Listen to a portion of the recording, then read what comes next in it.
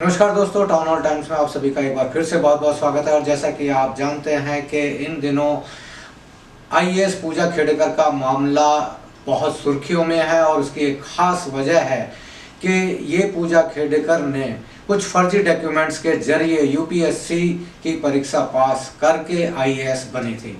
हालांकि इनके विवाद बहुत सारे और भी हैं, लेकिन आप ये जानकर बड़े हैरान हो जाएंगे कि किस तरीके से इसने यूपीएससी जैसी संस्था को गच्चा दिया। यानी इसने अपने फॉर्म में फर्जी डेट ऑफ बर्थ लिखवाई, फर्जी माँ बापों के नाम लिखवाए, फर्जी इसने अपना फिजिकली जो डिसेबल सर्टिफिकेट है वो बनाया, अपने आप को मेंटली हैंडीकैप्ड बताया। और आप ये जानकर हैरान हो जाएंगे कि यूपीएससी संस्था को ना सिर्फ इसने गच्चा दिया बल्कि ये परीक्षा पास करके आईएएस बन भी गई। लेकिन क्या ऐसा संभव है कि यूपीएससी जैसी संस्था को कोई भी व्यक्ति गच्चा दे दे या उसको धोखा दे दे या उनके अधिकारियों को झूठ बोलकर या कोई फर्जी डॉक्यूमेंट्स दिखाकर परीक्षा पास कर ले? जी नहीं, दरअसल ये खेल मुझे ऐसा लगता है, हालांकि इसकी जांच अभी होनी बाकी है, कि ये पूरा का पूरा जो मसला है इस वक्त में यूपीएससी में एक बहुत बड़ा घपला चल रहा है, एक बहुत बड़ा रैकेट चल रहा है, एक फर्जीवाड़ा चल रहा है, जिसमें परीक्षाओं के जरिए लोगों को फर्जी रूप से आईएएस आईपीएस बनाया जा रहा है। आप हैरान हो जाएंगे कि ऐसे लोगों को आईएएस आईपीएस बनाया जा रहा है कि जो लोग फर्जी डॉक्यूमेंट्स दे रहे हैं, फर्जी परीक्षा में पता नहीं वो बैठ भी रहे हैं या नहीं बैठ रहे हैं, और वो जाकर आईएएस बनेंगे। तो आप क्या इस बात का अंदाजा लगा सकते हैं कि जो लोग पैसा खर्च करके, करोड़ों रुपया खर्च करके, लाखों रुपया खर्च कर करके वो आईएएस बने हैं, आईपीएस बने हैं, तो वो जब अपनी फील्ड में जाएंगे तो वो समाज सेवा करेंगे या देश सेवा करेंगे या अपना रुतबा बनाएंगे या वो पैसे कमाएंगे? जैसा कि पूजा खेड़ेकर के शुरुआती ही हालातों से पता चल गया कि किस तरीके से वो लाल बत्ती कार की मांग कर रही थी, किस तरीके से वो और अन्य चीज़ों की मांग कर रही थी, जबकि वो अभी तो ट्रेनी ही थी। और आप सोचिए कि जब वो बनी जाती, उसको पूरा एक चार्ज मिल जाता, तब वो क्या करती। अभी तो हम बात कर रहे हैं यूपीएससी की। अभी इससे पहले अभी आपने देखा कि नीट का मामला, नीट में किस तरीके से घपला हुआ, और जिस परीक्षा में देश के 25 लाख से ज़्यादा छात्र बैठते हैं, उस परीक्षा में किस तरीके से इन लोगों ने फर्जीवाड़ा करके कुछ लोगों को पास करा के लोगों को डॉक्टर बनाने की तैयारी हो रही है। आपको व्यापम भी याद होगा कि मध्य प्रदेश में हुआ था, और उस व्यापम में जिस बच्चे ने टॉप किया था उसने खुद अपने एक इंटरव्यू में कहा, मेरे हिसाब से तो मैंने सिर्फ 7 नंबर का प्रश्न किया था, और जबकि वो बच्चा टॉप किया था। और दोस्तों, आप इस फर्जीवाड़े की, अगर आपको याद होगा कि अब तक इस व्यापम की जांच पूरी नहीं हुई है और इसमें 45 लोगों का मर्डर हो चुका है। यानी आप देख लीजिए कि कितना बड़ा रैकेट और कितना बड़ा सिंडिकेट इसमें चल रहा है, कितने बड़े बड़े गुंडे, बदमाश, ब्यूरोक्रेट्स, नेता काम कर रहे होंगे कि 45 मर्डर हो जाते हैं और अभी तक इसकी जांच पूरी नहीं हुई है। पूजा खेड़ेकर से भी ज़्यादा बड़ा मामला यूपीएससी का एक और है कि जिसमें दिल्ली में जब 334 प्रिंसिपल की नियुक्ति की गई, तो इन प्रिंसिपल्स में ऐसे बहुत सारे प्रिंसिपल्स भी बन गए, यानी वो लोग प्रिंसिपल्स बन गए कि जिनका आचार विचार या जिन प्रशासनिक कार्य करने का, टीचिंग करने का कोई अनुभव नहीं है। और ये मामले कोर्ट में भी चल रहे हैं, लेकिन हमारा मीडिया या हमारे लोग इसको दबा कर रखे हुए हैं। ये जो घोटाला है दिल्ली में, जो प्रिंसिपल नियुक्ति का घोटाला हुआ है, ये यूपीएससी के पूजा खेड़ेकर से भी बड़ा घोटाला है, बल्कि देश का सबसे बड़ा घोटाला होना चाहिए। इसमें यूपीएससी खुद जांच के घेरे में आनी चाहिए और जो इसके अधिकारी है वो जांच के घेरे में आने चाहिए, और ये पूरा का पूरा भंडाफोड़ हो जाएगा। इस पूरे घोटाले में एक मामला ऐसा आया है जो एकदम पूजा खेड़ेकर की तरह ही है। ये मामला है दिल्ली के शालामार विलेज स्कूल में तैनात प्रिंसिपल एसपी मिश्रा का, यानी इनका जो पूरा नाम है सूर्य प्रकाश मिश्रा है, और ये यूपीएससी परीक्षा के जरिए यहाँ तक पहुँचे हैं, यानी सीधे प्रिंसिपल पद पर भर्ती हुए हैं। लेकिन जब डिपार्टमेंट के लोगों को इनके जो डॉक्यूमेंट्स थे उस पर शक हुआ, यानी किसी ने कंप्लेंट की और उस कंप्लेंट के आधार पर डिपार्टमेंट ने एक इंक्वायरी की और उसमें ये पाया गया कि इनके EWS सर्टिफिकेट गलत है यानी फर्जी है और इनका जो सैलरी है वो गलत है और जहाँ पर जो इनके रिलीविंग सर्टिफिकेट्स हैं वो भी गलत है। दोस्तों ये बड़ी ही सोचने वाली बात है कि जैसे कहते हैं कि चोर चोर मौसेरे भाई,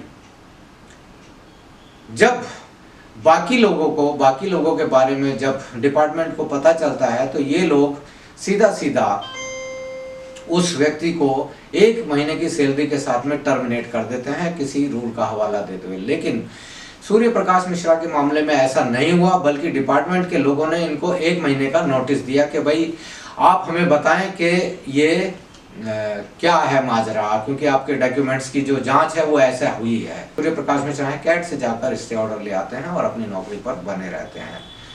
लेकिन सोचने वाली बात ये है कि जब डिपार्टमेंट किसी केस को लड़ रहा है तो वो इतना किसी के बारे में लीनियंट कैसे हो सकता है कि वो कोर्ट में जाकर अपने डॉक्यूमेंट प्रोड्यूस नहीं करेगा या अपना पक्ष भी नहीं रखेगा। ऐसा कोर्ट में हो रहा है, ये बताया गया, मामला कोर्ट में है, इसलिए हम बहुत ज़्यादा इस पर टिप्पणी नहीं कर सकते हैं। और ये भी हो सकता है कि जो सूर्य प्रकाश मिश्रा पर जो आरोप लगे हैं कि वो सही भी ना हो या वो गलत साबित हो जाए। लेकिन मामला तो उठता है, जांच तो बनती है कि भाई जांच तो होनी चाहिए और डिपार्टमेंट के बाकी लोगों पर भी होनी चाहिए कि क्यों इस तरीके का मामला सामने आया, यहाँ जांच क्यों नहीं की जा रही है, यहाँ एक्शन क्यों नहीं लिया जा रहा है। सवाल सिर्फ इसका भी नहीं है कि दिल्ली का जो एजुकेशन डिपार्टमेंट ही काम करेगा। सवाल ये भी उठता है कि जब यूपीएससी में बच्चे अपना जो कैंडिडेट्स हैं वो अपना सर्टिफिकेट्स देते हैं, बताते हैं,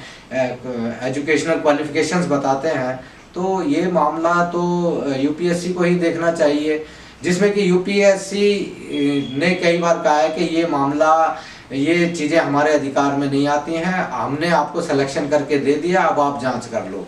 ऐसा बिल्कुल नहीं होता, यहाँ होना ही नहीं चाहिए, क्योंकि आपने सिलेक्शन किया है तो दूसरा डिपार्टमेंट इस बात की तरफ नज़र नहीं उठाएगा, क्योंकि ये मामला देश की सबसे बड़ी संस्था के जरिए आया है कैंडिडेट। तो ये ऐसी बहुत सारी बातें हैं कि जो ये साबित कर रही हैं कि इस वक्त में जो यूपीएससी है या हमारी जो संस्थाएं हैं ये एक संघ के घेरे में आ चुकी हैं। इसको भाजपा के नेता लोग चला रहे हैं, भाजपा के लोग चला रहे हैं और यहाँ पर एक बहुत बड़ा रैकेट चल रहा है। आप खुद सोचिए दोस्तों कि पिछले 10 सालों के अंदर यानी भाजपा शासन के अंदर 70 से ज़्यादा पेपर लीक हो चुके हैं, जिसमें 25 करोड़ से ज़्यादा लोग अभी तक इन परीक्षाओं में बैठे होंगे।